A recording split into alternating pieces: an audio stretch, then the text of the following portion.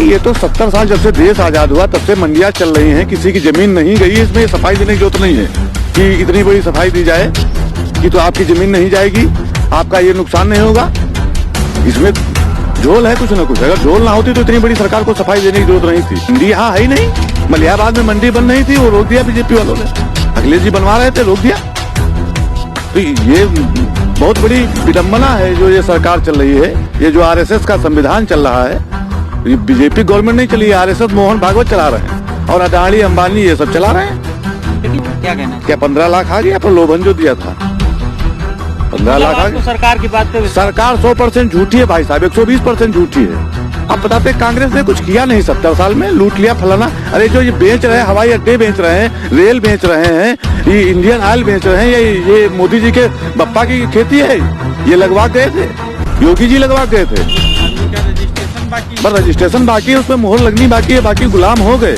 ना खेती बची, ना घर बचा, मजदूरी करो जीने को। ये इसमें आरएसएस का जो संविधान इसमें लिखा हुआ है कि जीने को ही रहमो करम समझा जाए। मतलब आदमी मर रहा है और उसमें एक बूंद पानी अगर उसको मिल गया, अरे बाप रे बाप, हम जिंदा हो गए, मर रहे थे। बस ये है इनका जो मूल मकसद है कि सबको गरीब बना दो, कोई मतलब का न रह जाए।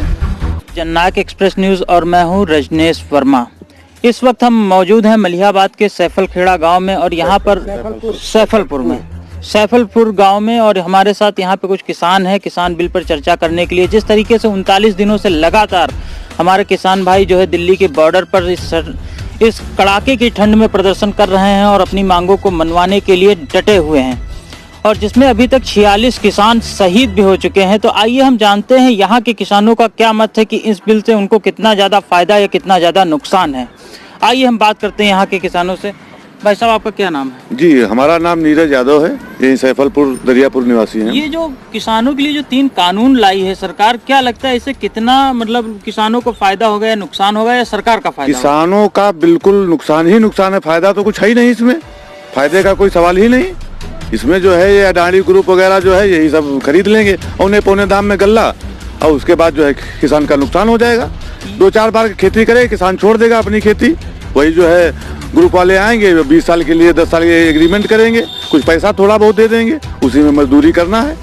ये है। एक जो बात कह रहे हैं कि मोदी जी की किसी की जमीन नहीं जाएगी, कोई मंडी नहीं खत्म होगी और किसी भी प्रकार का किसान को नुकसान नहीं होगा, इससे उसकी आय दुगनी नहीं, ये तो 70 साल जब से देश आजाद हुआ तब से मंडियां चल रही हैं, किसी की जमीन नहीं गई। इसमें सफाई देने की जरूरत नहीं है कि इतनी बड़ी सफाई दी जाए कि तो आपकी जमीन नहीं जाएगी, आपका ये नुकसान नहीं होगा।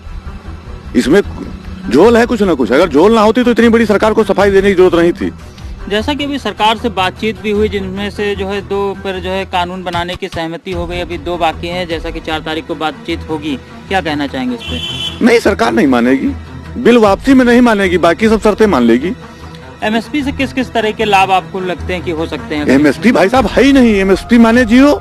इसके पहले चलती थी, जब कांग्रेस की गवर्नमेंट थी तब केंद्र सरकार के लिए भी हमारे वहाँ सैफलपुर में लगती थी, उसमें फुल एमएसपी पे जाता था, कोई कमीशन नहीं। अब यहाँ कहीं ले भी नहीं, ना कोई सिस्टम है। और अगर 20 किलोमीटर 30 किलोमीटर दूर लगी भी है, वहाँ आप लेके जाओगे, ढुलाई सफाई, उसके बाद उसमें नमी खोज देते हैं मशीन। धान में 18% नमी, 1 कुंटल में जो है 18 किलो माइनस हो जाएगा, क्या बचेगा उसमें? 1000-1200 रुपए में धान बिका है, सब किसानों ने बेचारे बेच दिया। अभी क्या हालात है यहाँ पे मंडियों के? मंडी यहाँ है ही नहीं। मलियाबाद में मंडी बन रही थी, वो रोक दिया बीजेपी वालों ने। अखिलेश जी बनवा रहे थे, रोक दिया। तो ये बहुत बड़ी विडंबना है जो ये सरकार चल रही है। ये जो आरएसएस का संविधान चल रहा है, ये बीजेपी गवर्नमेंट नहीं चली, आरएसएस मोहन भागवत चला रहे हैं और अडानी अंबानी ये सब चला रहे हैं। लेकिन जिस तरीके के प्रलोभन दिए जा रहे हैं सरकार के द्वारा कि किसानों को किसी भी प्रकार का कोई भी नुकसान नहीं होगा, क्या कहना है? क्या 15 लाख आ गया प्रलोभन जो दिया था? 15 लाख आ गया। सरकार की बात पे सरकार 100% झूठी है भाई साहब, 120% झूठी है। इसमें कोई शक ही नहीं है। ये पूरा जो है, आप बताते कांग्रेस ने कुछ किया नहीं 70 साल में, लूट लिया फलाना। अरे जो ये बेच रहे हैं, हवाई अड्डे बेच रहे हैं, रेल बेच रहे हैं, ये इंडियन ऑयल बेच रहे हैं, ये मोदी जी के बप्पा की खेती है, ये लगवा गए थे, योगी जी लगवा गए थे।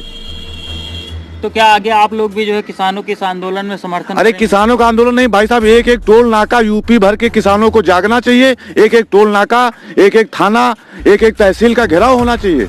नहीं, ये छोटा किसान यूपी का मारा जाएगा। वो जो वहाँ हमारे किसान दिल्ली बॉर्डर पे वो बड़े किसान हैं, पढ़े लिखे, पंजाब और हरियाणा में IAS PCS खेती करता है। यहाँ जो गंवार किसान है ये समझ नहीं पा रहे हैं। ये 2-2 हजार रुपए जो सरकार दे रही है ये अडानी ग्रुप भेज रहा है खाते में। असली बात मालूम ही नहीं किसी को। पूर्ण रूप से गुलाम बनाना चाहते हैं लोग। हो गए 99% हो गए, 1-2% बचे हैं बस। ये मान लीजिए आप, गुलामी का रजिस्ट्रेशन बाकी है। बस रजिस्ट्रेशन बाकी है, उसमें मोहर लगनी बाकी है, बाकी गुलाम हो गए। ना खेती बची, ना घर बचा, मजदूरी करो जीने को। ये इसमें RSS का जो संविधान इसमें लिखा हुआ है कि जीने को ही रहमो करम समझा जाए। मतलब आदमी मर रहा है और उसमें एक बूंद पानी अगर उसको मिल गया, अरे बाप रे बाप, हम जिंदा हो गए, मर रहे थे। बस ये है इनका जो मूल मकसद है कि सबको गरीब बना दो, कोई मतलब का ना रह जाए। अब कोरोना काल सिर्फ बच्चों के स्कूलों में चल रहा है और कहीं नहीं चल रहा।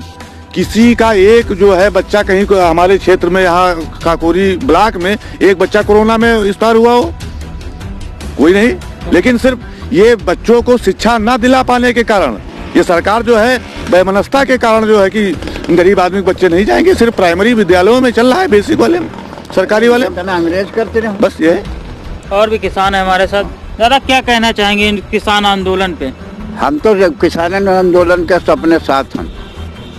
तो ये जो 3 बिल लाए जा रहे हैं ये कितना फायदा करेंगे किसानों हमका को? सब नुकसान है, हमका सारे किस नुकसान। तरीके के नुकसान आएंगे? हमका यहाँ हम गए खेती में है, जितना हम कमेबे नहीं उसके 4 गुना हमारा चला जी, खर्चन चला जी। तो अभी आप लोगों को MSP पे आप अपनी जो फसल बेच पाते हैं? अब कहाँ बेच पा रहे हैं, यहाँ तो जो है सब रह जा रहा। तो सरकार से क्या अपील करना चाहेंगे आप हमारे चैनल के माध्यम से? हमारे ऊपर कोई वो न लगे मिर्ची, ना कुछ हो, ना हम। सरकार ये पूरी तरीके से कानून वापस ले हाँ, आती है। बस वापस ले ले, यह हम चाहिए तो और कुछ नहीं चाहिए, केवल कानून अपन वापस कर ले। ठीक। अब हम चलेंगे, हमारे और भी किसान भाई हैं। भाई साहब क्या नाम है आपका? हमारा नाम है सुधीर कुमार सिंह। ये जो किसानों के लिए जो कानून लाए गए हैं, क्या लगता है कितने फायदेमंद है किसानों के लिए? इसमें बड़े भाई कोई फायदा नहीं, सारे नुकसान हैं। हमारी संपत्ति छीन के हमको मजदूर बनाना है शासन को, ये चैन चल रही है। आज इस जमीन के हम मालिक हैं, लेकिन हम अब मालिक नहीं रहने वाले हैं। ये सब हम लोगों किसानों के सब खिलाफ चल रहा है। इसमें किसान का कोई पक्ष नहीं है, न किसान का कोई फायदा है, सिर्फ गुमराह किया जा रहा है। लेकिन वो तो कह रहे हैं इससे किसानों की आय बढ़ेगी। वो सब कुछ कह रहे हैं, आप भी जानते हैं, लेकिन आप कह नहीं पा रहे हैं। लेकिन इसमें कुछ हो पा रहा है? जैसे अभी भाई साहब ने बताया कि 15 लाख मिलेंगे, किसको कहाँ मिल गए? कहने के लिए जो चीज़ हम कहते हैं कि भाई साहब मैं ये आपका कलम लूंगा नहीं, तो समझ लिए मेरी सोच खराब है, मैं आपका कलम चुराना चाहता हूँ। भाई मैंने कलम के लिए क्यों कहा? सही है। तो फिर तो इसका मतलब ये कहते हैं आपकी ज़मीन रहेगी, आपका फ़ायदा होगा, मंडियाँ आपकी रहेंगी, ना मेरी मंडी रहेगी, ना मैं अपनी गाड़ी से वहाँ उनके गोडाउन तक ले जा सकता हूँ अनाज, वही ले जाएंगे, जो भाव उठा ले जाएंगे वही दे जाएंगे, इच्छा होगी देंगे नहीं देंगे। अभी जब हम वहाँ ले जाते हैं नमी वहाँ, तो नमी निकालेंगे, बाद में कहते हैं जाइए आज जगह नहीं है। अब हम भाड़ा दे के वहाँ ले गए, फिर हम लौटाए, 3-4 बार जाते हैं, बाद में हम जाने की हिम्मत खुद ही नहीं करते। वो फिर ही हमारा जैसे बिक जाता है वैसे बिक जाता है, लागत नहीं आ रही है, लागत नहीं निकल रही। यदि आपका कोई रिश्तेदार दोस्त हो खेती करता, उससे भी पूछ लेना। तो ये इस तरीके से अगर आंदोलन चलता रहेगा क्या लगता है कोई नतीजा निकलेगा? नतीजा अगर किसान इसी तरह जुटे हैं तो नतीजा निकलेगा। जब रोडों पे सड़कों पे फंस रहेंगे, सारे टोल बंद कर दें, तो ऐसा नहीं जब अंग्रेज देश छोड़ के भाग गए हैं तो इनकी क्या औकात है? या बताइए क्या रुक सकते हैं या नहीं मानेंगे? बिल्कुल मानना तो पड़ेगा। तो फिर जब इतनी बड़ी तानाशाही अंग्रेज छोड़ के देश जा सकते हैं तो इनको भी किसान भगा देगा। लेकिन बस हम तो वार्ता कर रहे हैं किसानों के साथ, किसान भी अड़े हुए हैं जिद पे। हाँ, तो कितने किसान मरवा डाले, बाद में वार्ता करेंगे, अभी कुछ और मरवाएंगे जो इच्छा है उनकी। यही तो वार्ता है ना, मर्डर करा के किसानों की। ठीक है, यहाँ पे कुछ और भी जो है किसान है हमारे साथ। भाई साहब आइए हम इनसे बातचीत करते हैं। ये जो दिल्ली में आंदोलन चल रहा है 3 काले कानूनों के खिलाफ, क्या कहना चाहेंगे? ये भैया बहुत सही चल रहा है आंदोलन, और इसका हम लोग समर्थन करते हैं। और इसी तरीके से अगर ये कानून पास हो गया तो किसानों की बर्बादी हो जाएगी। लेकिन इसमें कह रहे हैं कि सिर्फ जो है पंजाब और हरियाणा के ही ज़्यादातर किसान और उत्तर प्रदेश के कम हैं, तो कह रहे हैं इसका विरोध सिर्फ कुछ ही लोग कर रहे हैं, पूरा देश नहीं कर रहा है। ऐसा नहीं है, प्रदेश में भी, हमारे यूपी में भी विरोध हो रहा है। असल में वहाँ के जो किसान पढ़े लिखे लोग हैं, जागरूक हैं, उनको पता है इस कानून से कितना बड़ा भविष्य में नुकसान होगा, और जिन लोगों को पता है यहाँ भी विरोध चल रहा है, ऐसी बात नहीं है। तो क्या लगता है कोई निष्कर्ष निकलेगा किसानों से? जरूर निकलेगा, क्यों नहीं निकलेगा। जब हम लोग सब लोग विरोध करेंगे तो इन लोगों को कानून वापस लेना पड़ेगा, और लेना ही चाहिए। सरकार ने अभी 2 मांगे मान ली हैं एक बैठक में, अभी 4 तारीख को फिर वार्ता होनी है, तो क्या आप लोग उम्मीद कर रहे हैं कि बचे हुए 2 कानून भी वापस लिए जाएंगे? मुझे नहीं लगता है, जिस हिसाब से सरकार अपनी तानाशाही रवैया पे चल रही है, ये सारे कानून वापस लेगी। लेकिन किसान अगर उग्र होगा, जगह जगह प्रदर्शन करेगा, जगह जगह टोल नाके सब बंद करेगा, तो जरूर इनको वापस लेना पड़ेगा। और हम सभी किसानों को मिल करके इसका समर्थन करना चाहिए, और जो बिल है इसका विरोध करना चाहिए। भाजपा सरकार के लोग तो कह रहे हैं इससे जो है बहुत ज्यादा लोगों को फायदा होगा, वो जाके गांव-गांव लोगों को समझाएंगे इस बिल के फायदे।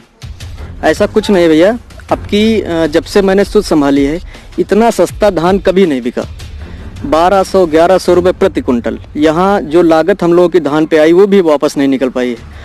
तो 1 बीघे में कितनी लागत आ जाती है आप लोगों को? भैया ये आप समझ लीजिए, 1 बीघा अगर धान हमने लगाया तो 8 से 9 हज़ार रुपये लागत आ जाती है, 9 हज़ार करीब, और 1200-1300 का रेट चल रहा है धान का। ये लोग कह रहे हैं कि किसान की आय दोगुनी हो गई। कहाँ से दोगुनी हो गई? मेरा धान 1800, 1900, 2000 तक बिकता था इसके पहले। ये धान 4000 रुपये प्रति कुंटल बिके, तब तो हम मान सकते हैं कि हमारी आय दोगुनी हो गई। दोगुनी की बजाय घटती चली जा रही है, ये क्या मतलब है? नहीं, किसान आंदोलन वाले तो कह रहे हैं कि हमको एमएसपी पे जो है कानून बना दीजिए कि इससे कम पे खरीद नहीं होगी। नहीं, तो जो मेन मुद्दे हैं, अब जैसे कि ठीक है एमएसपी जो चल रहा है, ठीक है, अब इसमें जो जमीन का अधिग्रहण ये लोग करेंगे, जो एग्रीमेंट करके लोग अधिग्रहण करेंगे, उस पर भी कुछ लोचे हैं। अब जैसे मान लो यहाँ पे 10 खेत हैं हमारे, ठीक है, और जो कंपनी यहाँ पे आएगी तो 10 खेत जोत करके एक में बराबर कर देगी, वो अपने हिसाब से व्यवसाय करेगी। अब मान लो 10 साल का एग्रीमेंट कराया, हमें प्रॉफिट नहीं आया, तो 10 साल के बाद जब हमारा खेत वो खाली करके जाएंगे तो वैसे ही हमको दे के जाएंगे जैसे हमने दिया था। उसकी मेड़बंदी जो एरिया था वो छोड़ के चले जाएंगे, फिर आपस में हम लोग यहाँ झगड़ा करेंगे कि मेरा खेत इतना था उतना था। तो कहने का मतलब ये अंग्रेजों की तरह फिर तो पूर्ण रूप से गुलामी बनाना चाहते हैं। बिल्कुल बिल्कुल बिल्कुल सही है। जैसा कि आप जो है देख रहे हैं कि यहाँ पे किसान जो है, उत्तर प्रदेश का किसान सख्त नाराज है इन तीनों काले कानूनों के खिलाफ।